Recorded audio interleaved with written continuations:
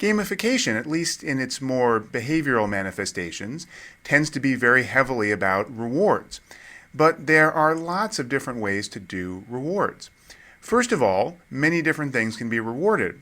So Foursquare, with its famous badges, has rewards for all sorts of things. Rewards for the first time that you check in, rewards for checking in 10, 25, 50 times, rewards for checking in every day, rewards for showing up at a bar a certain number of times, rewards for being part of a swarm or a flash mob where lots of people are checking in the same place, and so on and so forth.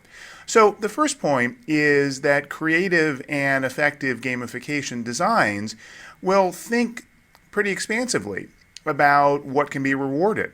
What kinds of behavior does the designer want to incentivize, and what are different options? Again, the goal is to give users, aka players, a set of meaningful choices and a set of options that make the game feel more engaging.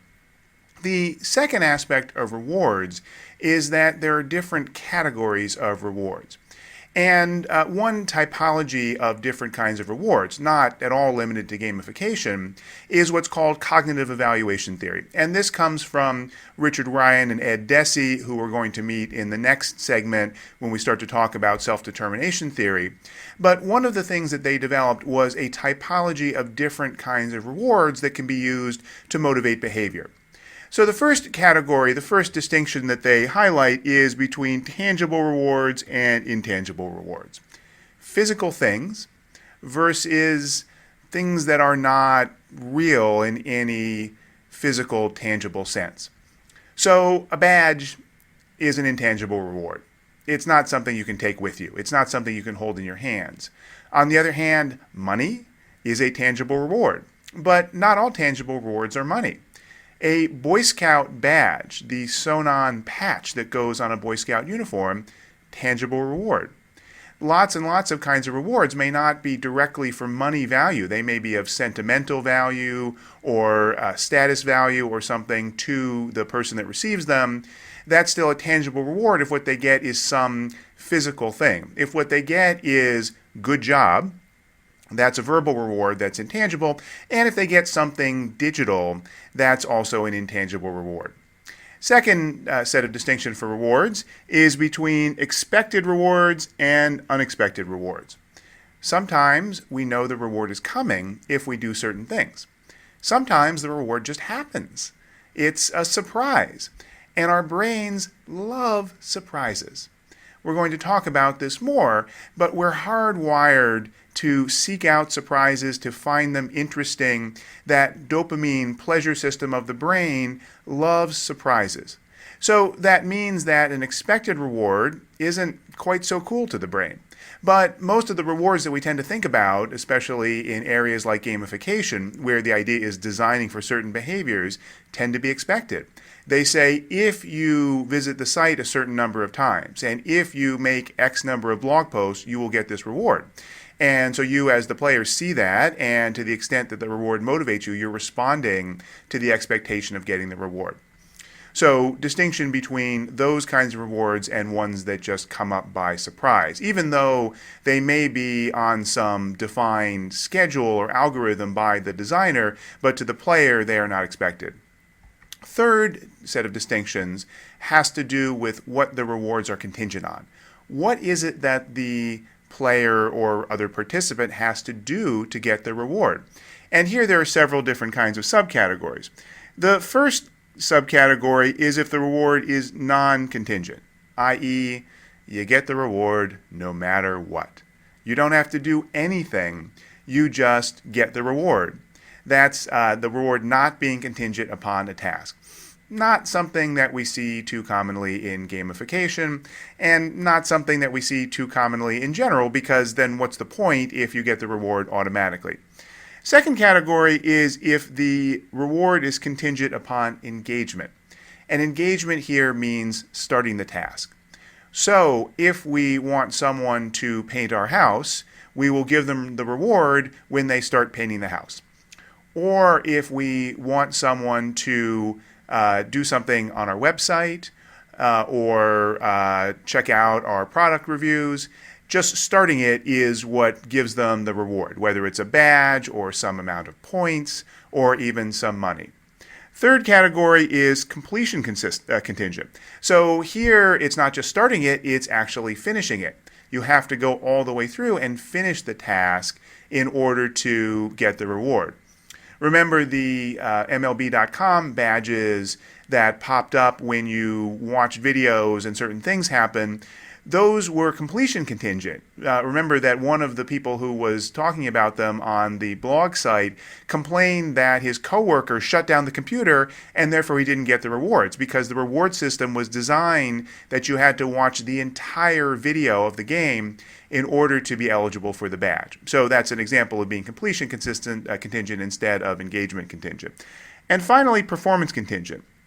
Both of these two, the engagement and completion one, require someone to do a task, but they make no assessment about how well the task is done. Either you start it or you finish it, and that's enough.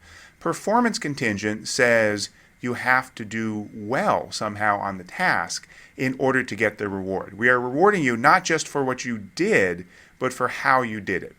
So those are a spectrum of different kinds of rewards that can be offered. And for now, let's just bracket the question of how effective those different kinds of rewards are. But they're different kinds of rewards, all of which can be applied in gamification. So let's look at a few different examples and see which category they fit into. The first couple come from the Samsung Nation site that I've already introduced you to. Here's a badge that you get. It's called the Cruise Badge that you get for hanging out on the site. Certain amount of time you spend on the site, but basically you show up to the site, and as far as you're concerned, you just are there, and this badge pops up after a certain amount of time. What kind of reward is that? The Samsung Nation Cruise Badge is intangible, right? Just a badge. Most of the examples we're going to see in gamification tend to be intangible rewards, but not all, as we'll get to.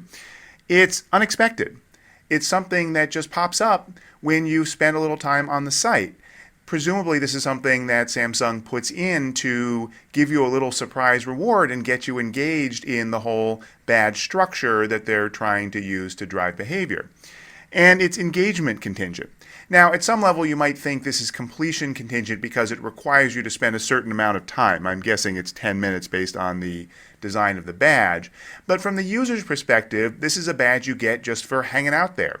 It's basically a badge that you get once you've spent enough time to really be thought of as engaging and visiting the site and not just popping on there and popping off instantaneously. So I would consider this an engagement contingent reward, something that you get unexpectedly just for starting to spend time on the site. Here's another badge on the same Samsung Nation website. This one is for hanging out a lot, and it's basically, I think, for 30 minutes of time on the site, but this one is a quest. So this one's a little different. It's still intangible, but it's an expected reward. You get this badge for doing something on a quest, which defines a set of rules. The quest says if you spend 30 minutes, you will get this other badge. The notion, of course, being this other badge is cooler, or there are more badges than just spending 10 minutes on the site. But the fact that you know that you're going on a quest turns it into an expected reward. And it also makes it completion contingent. Now that you know you have to spend 30 minutes to get the reward, you got to spend 30 minutes to get the reward. It's not just something you get for embarking on the quest. Now, many examples of rewards in gamification and otherwise are hybrids of more than one of these categories. Here's one example from World of Warcraft. This is an achievement that you get for various fishing prowess in the game. Yes, if you haven't played WoW, fishing is actually a skill in the game. The reward here you get is just a title, so intangible reward, just something that goes in front of your character name. And there's all these subcomponents, and some of them are things like catch 1,000 fish. That's completion contingent, pretty clear. You catch one fish, you don't get it. You catch 100 fish, you don't get it. You catch 1,000 fish, you get it. But some of them are different. Some of them are performance-based and competitive. So this one here, Master Angler, you only get if you win a weekly fishing contest, get the most fish or get certain special reward fish in a defined contest. So that one actually is not just completion contingent, it's performance contingent. And so on and so forth. There's a mix of different rewards here that are built in. And the point I just want to make here is there's a lot of complexity that can go into reward design. And in designing gamification, the key is to think about the different possibilities and come up with the rewards that are most effective in motivating users, but as we'll get to in the subsequent unit, also ensuring that there is a truly meaningful and rewarding and valuable experience for those players.